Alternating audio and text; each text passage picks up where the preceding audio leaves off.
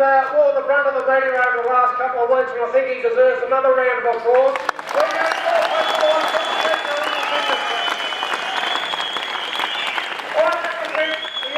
On the Building Industry Group of Unions. Now that's the body that decides on rallies. We've had the debate about having another rally over the last 4 or 5 weeks or so, because we don't want to let Grocon get away with the incompetence and the neglect of WorkSafe. So we decided to have another rally.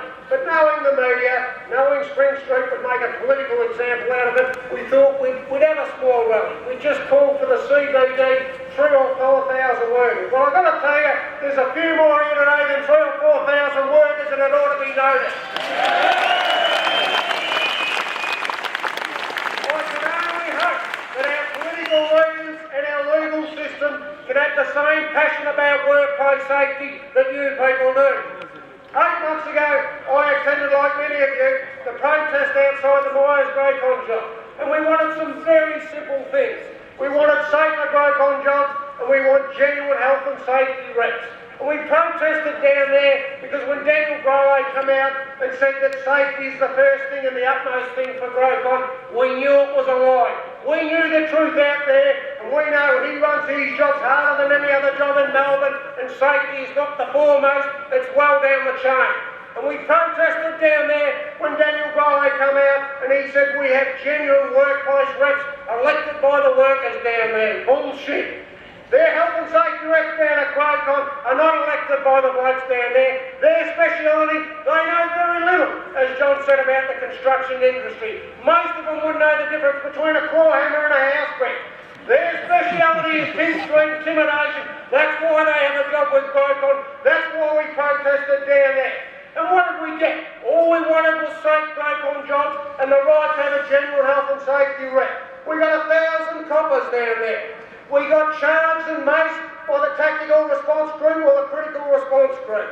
The workers that attended that rally for an hour and a half went back to work and got deducted 4 hours pay. The unions that represent them got sued for millions of dollars. I only wish that the resources and the agenda and the passion that the government and Grocon took back then took it to the actual issue at the heart of it, and maybe we wouldn't be standing here today with a tragedy of 4 deaths on our hands.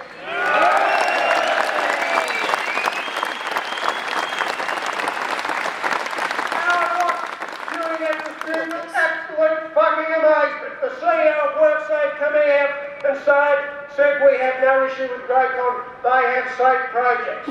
So I gave our health and safety unit a little bit of a job. I said, well, get down there and show us, get the reports.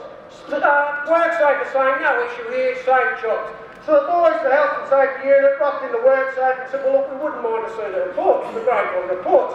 No issue there. Shouldn't be an issue handing them over. They said, oh, no, we're not going to hand them over to the unions for a very good reason.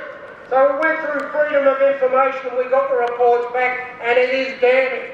The last couple of years, these safe Grocon projects, WorkSafe has had to go down there on nearly 60 occasions. 7 of those occasions have been electrical shock. Now, I'm not an expert about everything, but I know a little bit about electricity. And I know no other builder that has had 7 electrical shocks on their projects. Not one. And Grocon and WorkSafe should be condemned for it. But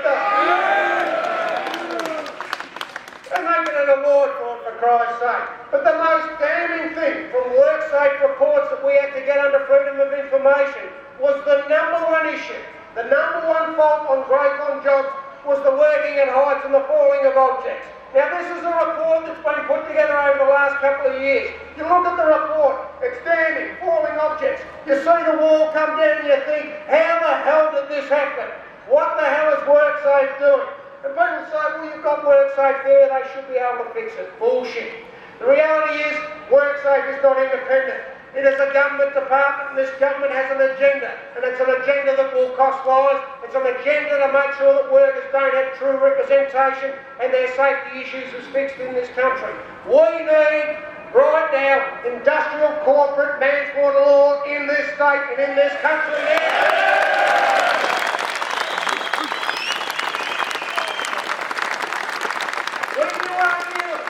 Individual workers dealing like the might of someone like Daniel Grey, someone who has millions, someone who has communication propaganda departments, someone who has banks of legal teams to defend him, someone who has the government backing them to the hill, someone who has Herald Sun in their back pocket.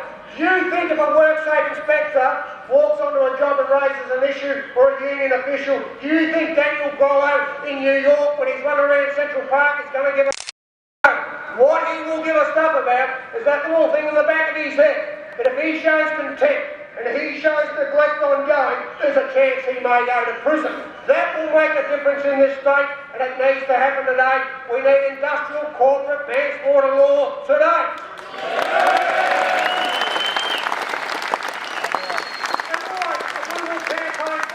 Why don't we make it a little respective, like a back pay claim? And when we campaign for it and we win that legal change and that law change, make it retrospective. And may we start with Daniel Grollo, and may he be the first white-collar director that rocks himself to sleep in the prison cell at night, thinking of all the damage he's done over the years and the workers that have been maimed and killed on his projects. That needs to happen, and we start with Daniel Grollo.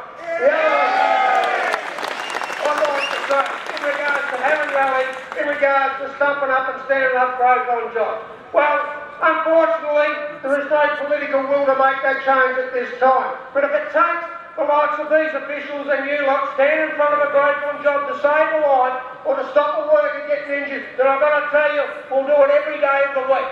And you don't have, all you lot have, and you know it today, and you've turned up today, all you have is your labour, your skill and your union. You don't have the government on the side. They don't protect Victorian construction workers.